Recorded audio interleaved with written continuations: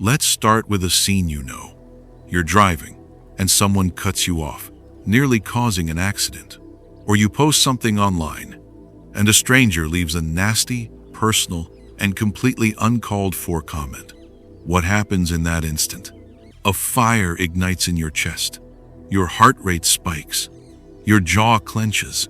A hot electric feeling floods your body. And in that moment, you feel powerful. You feel righteous.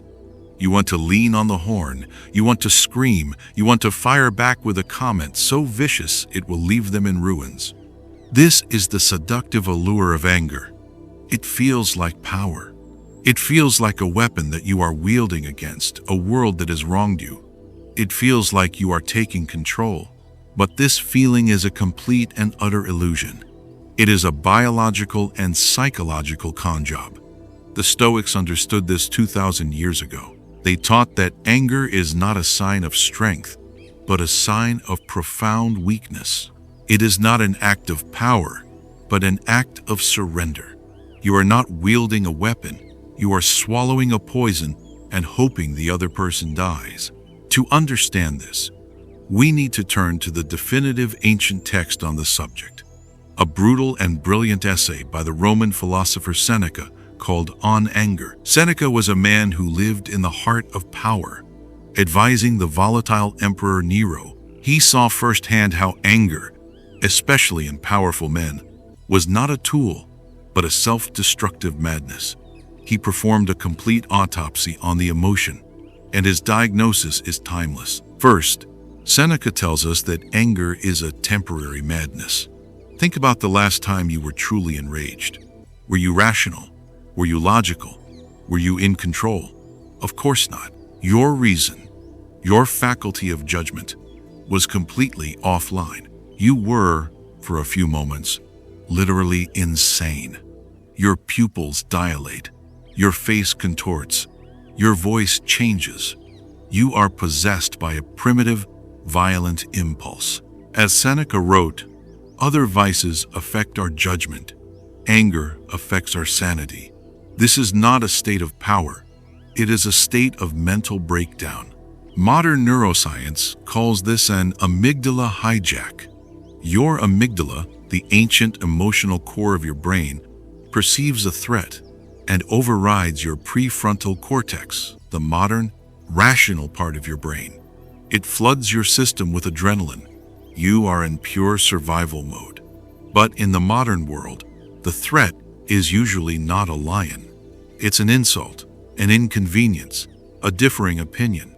And reacting to a tweet with the same biological response you would have to a lion attack is, by any definition, madness.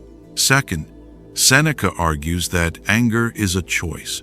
This is a crucial, no BS insight. Anger is not just a reflex, like pulling your hand from a hot stove. It is a three-part process. First, there is the initial event. Someone cuts you off. Second, there is the initial, precognitive shock. But the third, and most important part, is your mind's assent to a set of judgments. You make the judgment, I have been wronged and disrespected. And you make a second judgment. Retaliation is the appropriate and necessary response. Anger is born from this second judgment. It is a story you tell yourself, a choice you make, even if it happens in a split second. And because it is a choice, it means you can learn to choose differently. Finally, Seneca makes the pragmatic case. Anger is ineffective and incredibly costly. Does screaming at the traffic make it move faster? Does raging at your internet router make the Wi-Fi come back on? No. Anger achieves nothing productive, but its cost is immense. It ruins your health with stress hormones. It destroys your relationships. It clouds your judgment, leading to terrible decisions. As Seneca put it, the anger always costs us more than the original injury. The insult hurts for a moment.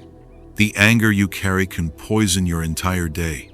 So if Seneca is right, and anger is a self-destructive, insane, and ineffective response, what do we do when we are genuinely wronged? What do we do when someone betrays us? lies about us, or hurts us. What is the Stoic response to an enemy? This is where the wisdom of the Emperor Marcus Aurelius gives us a revolutionary strategy for revenge. He wrote in his private journal, The Meditations, that the best revenge is to be unlike your enemy. This is the ultimate power move. Let's deconstruct it. What does your enemy want? They want to see you hurt. They want to see you angry. They want to see you obsessed with them, consumed by the wrong they did to you. They want to know that they have successfully breached the walls of your inner citadel and are now living rent-free inside your head, throwing furniture around. When you get angry, you are giving them exactly what they want. You are letting them win. You have become a puppet, and they are pulling the strings. To be unlike your enemy is to cut those strings. It is to refuse to play their game. When they offer you the bait of hatred, you do not take it. When they act with cruelty, you respond with cool indifference.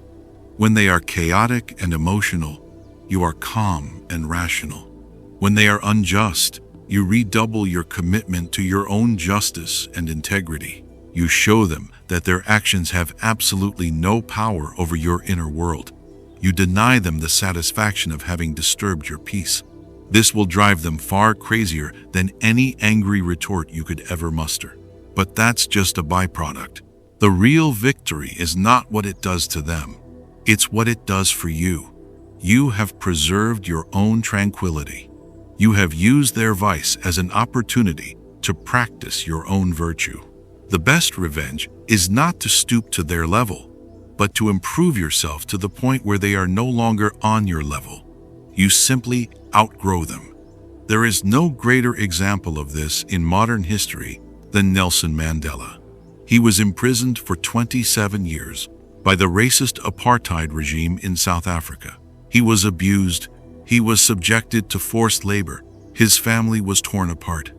He had every reason to be consumed by a burning, righteous anger and a desire for bloody revenge. The world expected it. But in prison, he made a choice. He began to study his enemy. He learned their language, Afrikaans. He learned their history. He sought to understand their fears. When he was finally released, instead of calling for retribution, he called for reconciliation. He invited his former jailers to his presidential inauguration.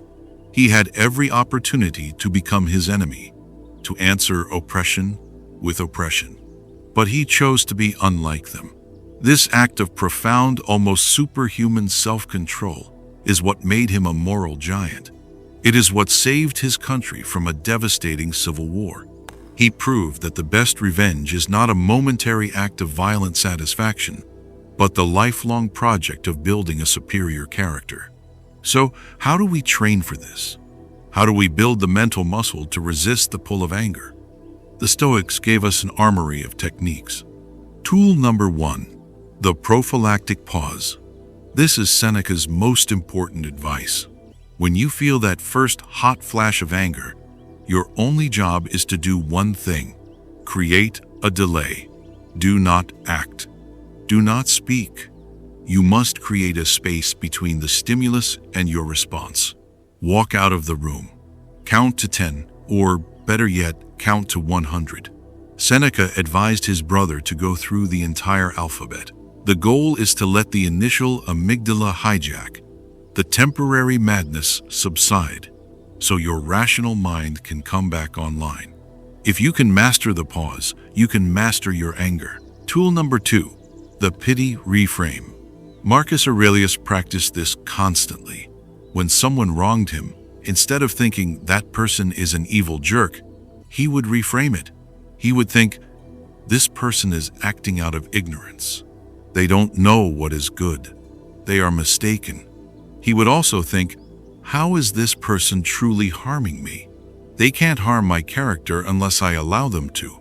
In fact, by acting without virtue, they are only harming their own soul. This reframe turns your anger into a kind of clinical pity. You see the angry, unjust person not as a monster to be fought, but as a wounded, confused human to be calmly managed. Tool number 3, The cost-benefit analysis. In a calm moment, take out a journal and do a ruthless cost-benefit analysis of your own anger. Be honest. What has your anger ever actually gotten you? What tangible, positive, long-term results has it ever produced? Now, what does it cost you? Damaged relationships, lost opportunities, stress, high blood pressure, days of your life spent in a state of miserable, toxic agitation. When you see the brutal math on paper, you will realize that anger is the single worst investment you can possibly make with your emotional energy. The world thinks power is loud, hot, and explosive. The Stoics teach that true power is quiet, cool, and controlled. Anger is not a weapon you wield. It is a poison you drink, hoping the other person will die. It is a confession that you have lost control, that you have outsourced your peace of mind to someone else. The ultimate power move, the most devastating revenge, is to live a life of such virtue, such tranquility, and such purpose that what your enemies say or do is of no consequence to you whatsoever. Remember the emperor's strategy. The best revenge is to be unlike your enemy. Don't give them the satisfaction. Don't drink the poison. The best revenge is a life well lived. Be unlike them. Thank you for joining us at the Inner Citadel. If this helped you master your own fire, hit the like button and subscribe for more tools to build an unshakable mind. We'll see you next time.